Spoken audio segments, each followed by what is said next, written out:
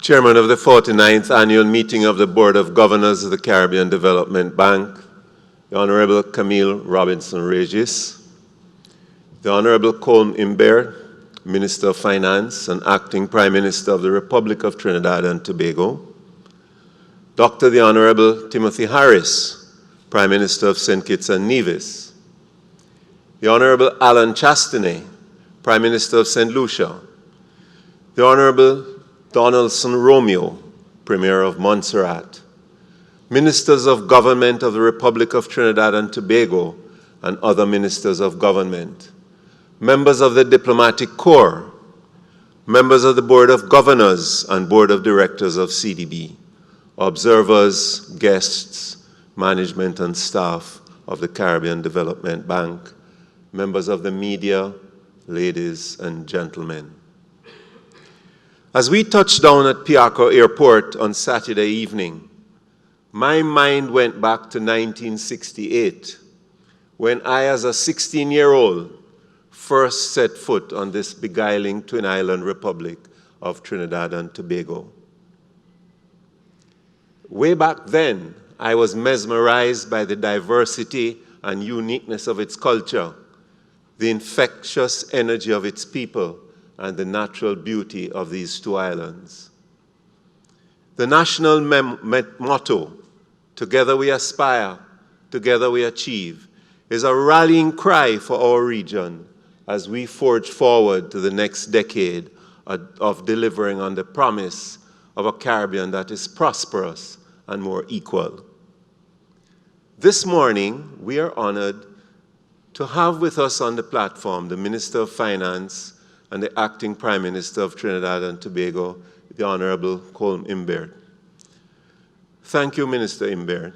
And on behalf of the Board of Governors, the Board of Directors, the management and staff of CDB, I want to thank your government for agreeing to host our governors' meeting this year.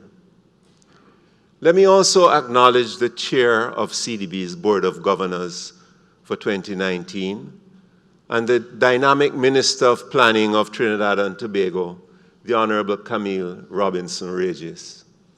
Thank you, Minister Robinson Regis, for your continuing staunch advocacy of CDB, and for taking time out from your busy schedule to spend a whole day at our headquarters on April 10th this year. In fulfilling her role, ladies and gentlemen, as chair, she met and exchanged views with our management team and our staff. We appreciated her frank advice and sage counsel on how we can be more effective in our daily work. The theme of our annual meeting this week is expressed in one word: transformation.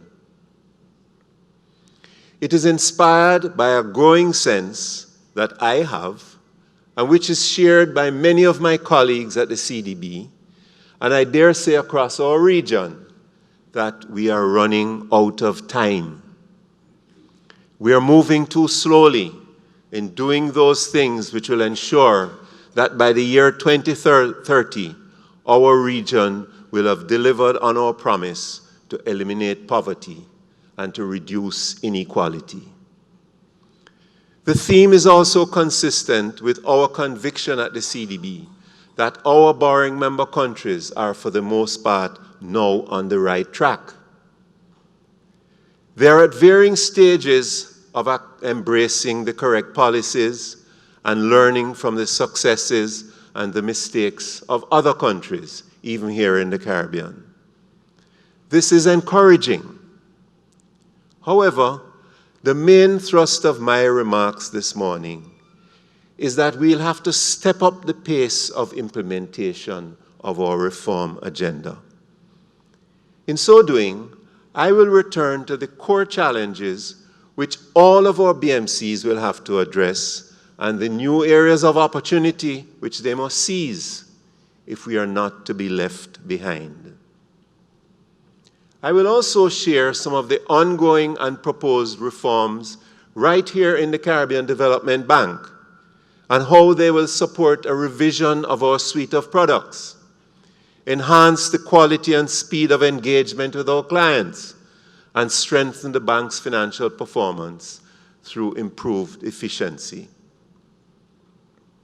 At the beginning of this century, a number of Caribbean governments signaled their aspiration to develop societies that are prosperous, socially just, and globally competitive by at least the year 2030. This was buttressed by comprehensive long-range planning with specific targets and timelines for achievement. These countries include Barbados, Belize, Jamaica, St. Lucia, and Trinidad and Tobago. Trinidad and Tobago has now revised its target year to 2030. For the most part, these ambitious plans align with the objectives of the 2030 Sustainable Development Agenda, a global blueprint for ending poverty and achieving a level of human development that is fair and inclusive and offers a more sustainable future for all of us. This agenda challenges us to refashion our borrowing member countries so that our people become the ultimate beneficiaries of sustainable development and shared prosperity. There is an expectation that this change will improve our people's well-being by creating greater access to decent jobs, lead to a closer alignment between labor market requirements and the quality of skills provided by our education systems, foster the emergence of appropriate ecosystem to unleash the dynamism of the medium, small, and micro enterprises, and offer adequate protection for vulnerable and disadvantaged groups in the society. In a nutshell, no one is to be left behind. We have to acknowledge, ladies and gentlemen, that our region is off track in delivering on the promise of prosperity and social justice for our people. Unemployment remains at unacceptably high levels in many of our countries. Economic, social, and environmental vulnerabilities are increasing. Citizen security is under threat, and poverty levels are not falling fast enough. These difficulties have been exacerbated, as we have heard before, by lackluster economic growth, unsustainable national indebtedness, and weak fiscal management. We need to ask ourselves, therefore, is 2030 still an achievable time frame for delivering on this promise? I must hold my hand up and say that my conviction is that yes, it is. Yes, it is. So how can we get it done? Where do we start? First, we need to reflect on the reasons for the derailment. Next, we must draw lessons from the experience and adjust our plans and strategies accordingly. Then, most importantly, we must accelerate the pace at which corrective measures are put in place. What then contributed to the derailment?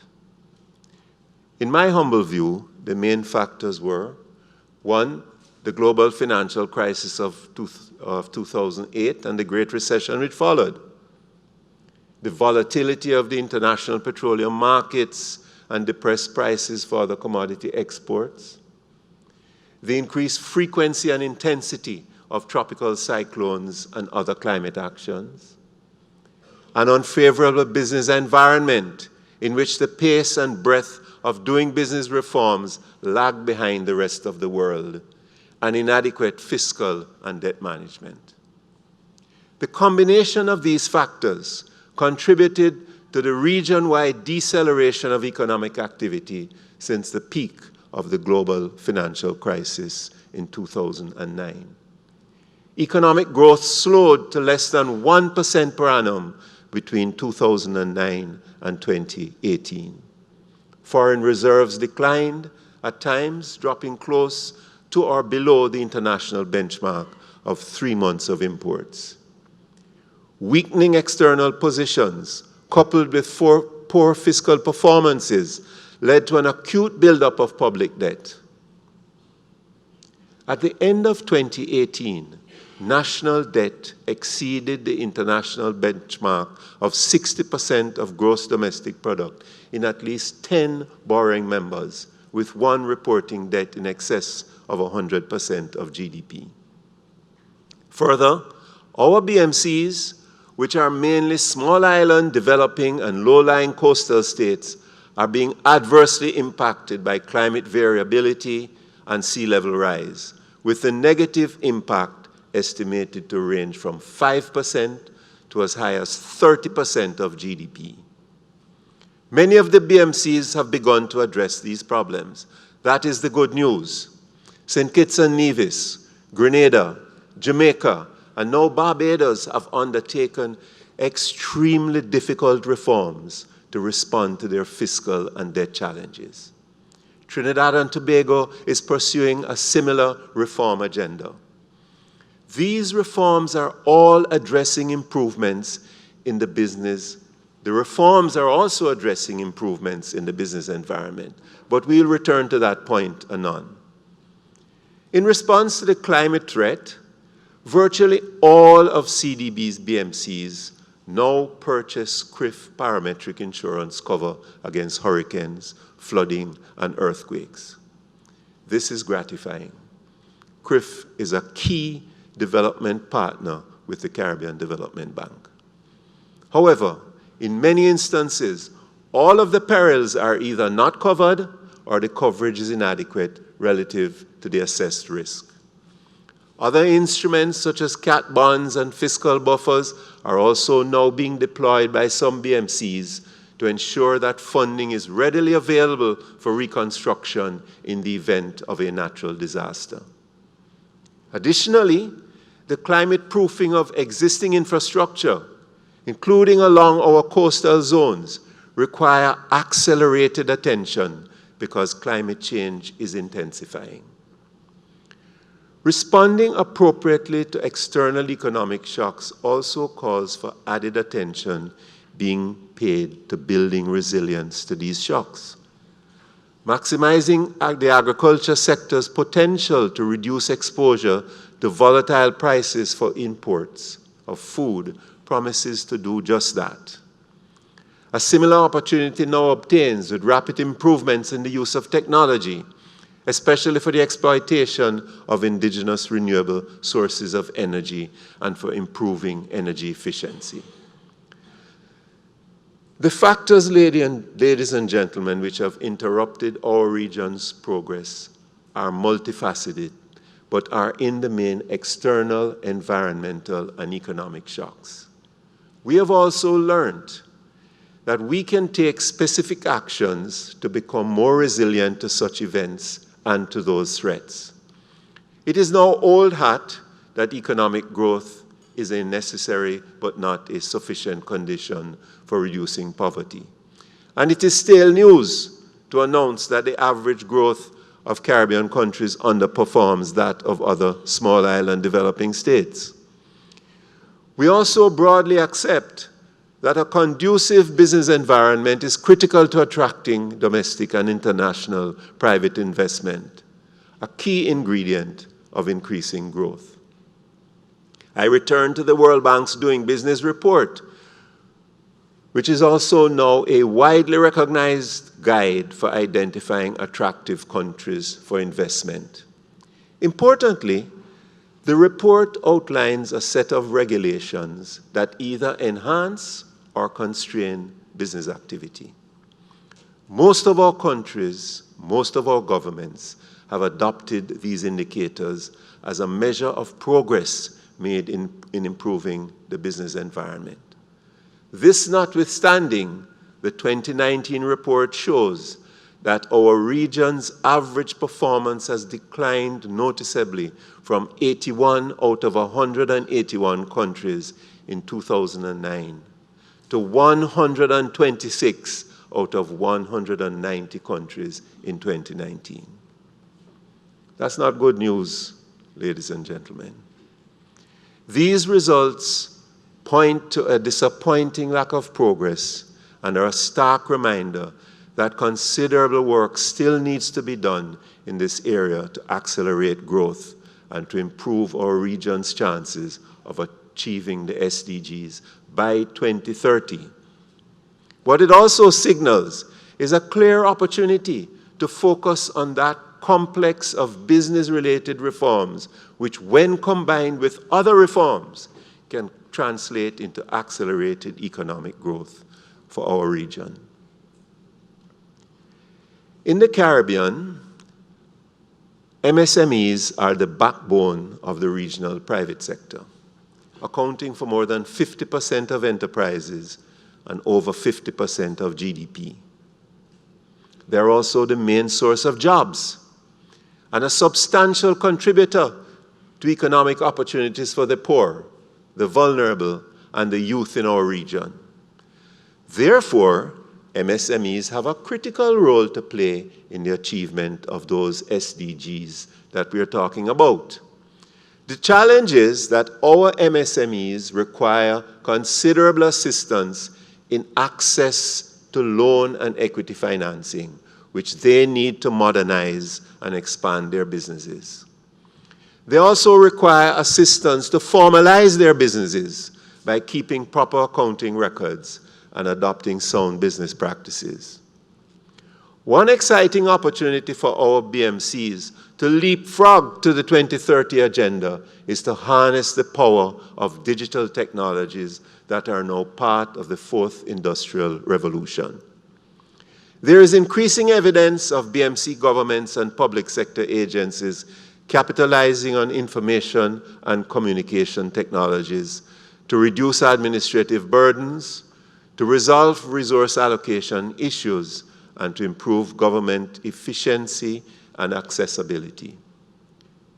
By prompting changes in the legal and regulatory framework, these developments are revolutionizing how government services are provided and how business is conducted within and across borders. Technological advancements are also enabling the modernization of the agricultural sector worldwide. Farmers are embracing these technologies to achieve productivity, efficiency, and profitability improvements and to operate in safer and more environmentally friendly conditions. Similar opportunities now obtained with rapidly improving technology for the greater and more speedy exploitation of indigenous renewable sources of energy.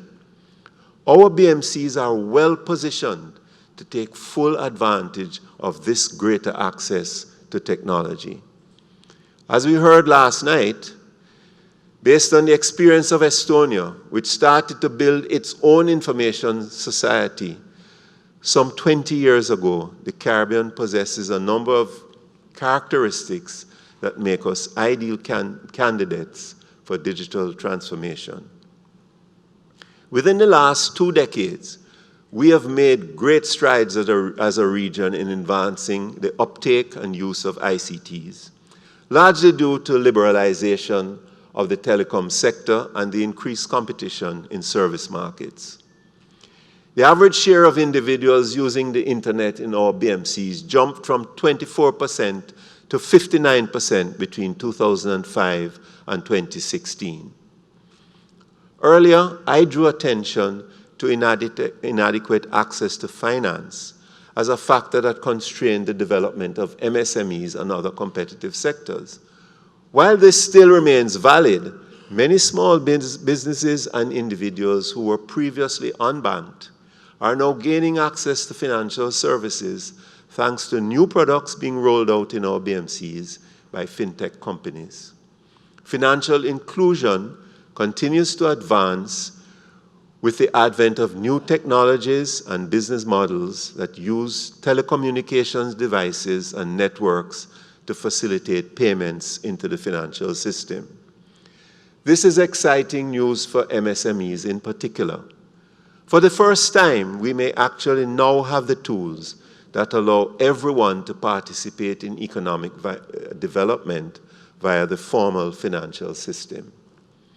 Modern technologies can revolutionize the way we learn, as we have already heard, how we equip students and workers with 21st century skills, and how we deploy technology in poor, underserved, and remote communities.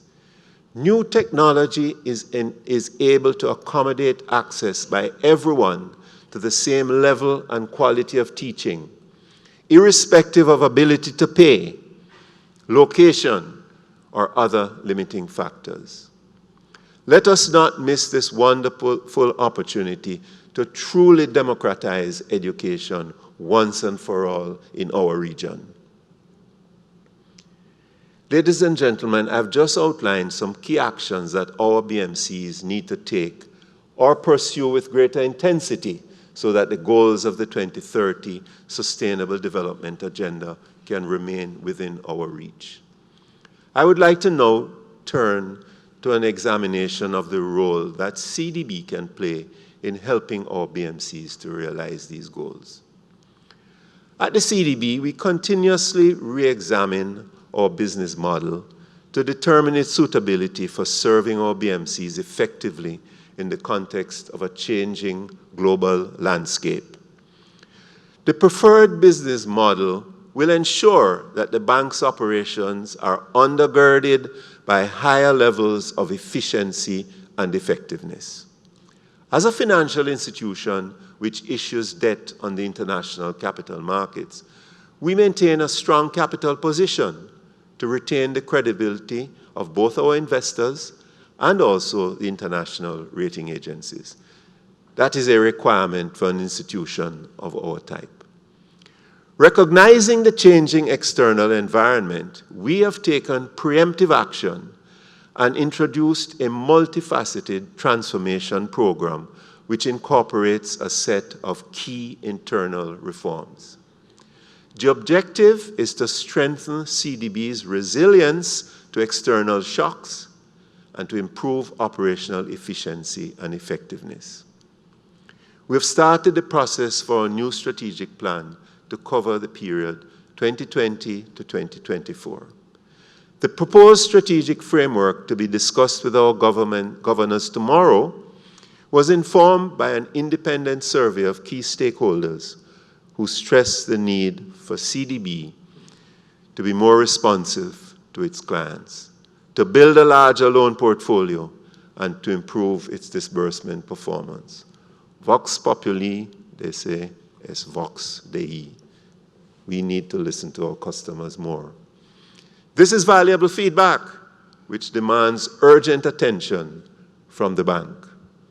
To resolve these and other burning issues, CDB is carrying out a comprehensive review of its main business processes.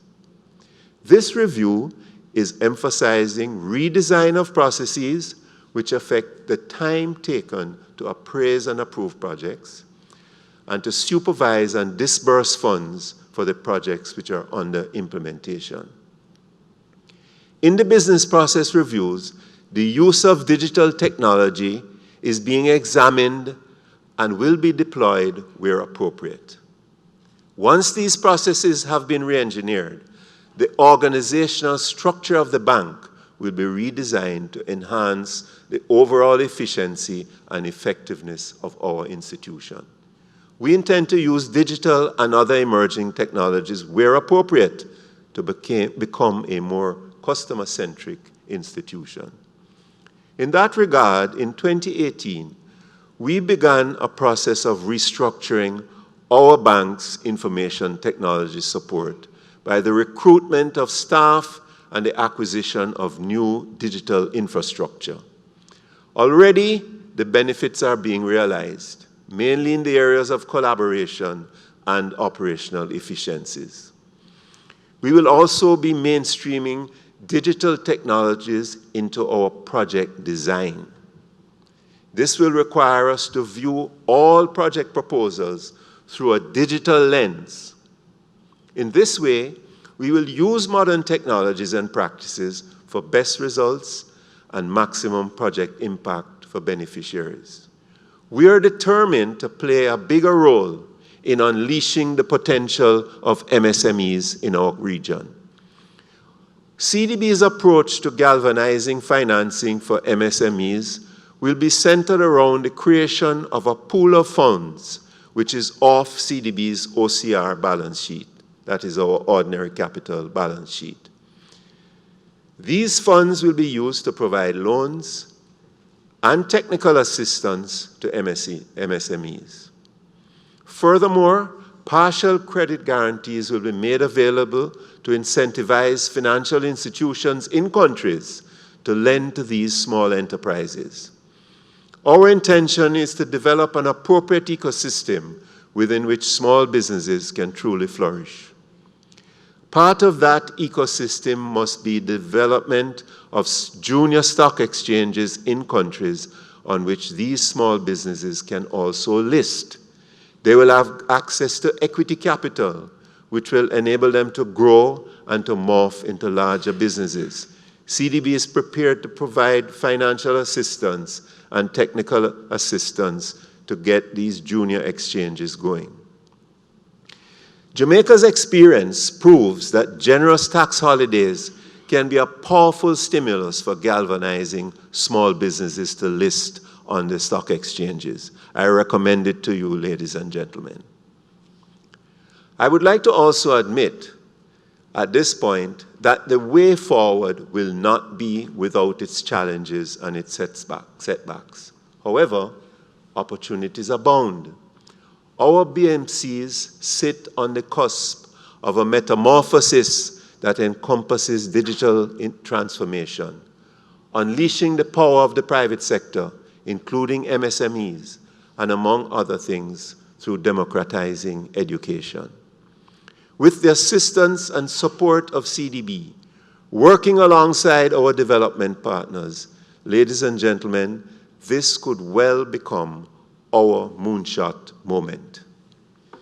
As we in the Caribbean look to the future and the realization of these bold aspirations, the road march winning words of the indomitable Trinidadian Calypso Rose, "Give me more tempo," can serve as our call to action.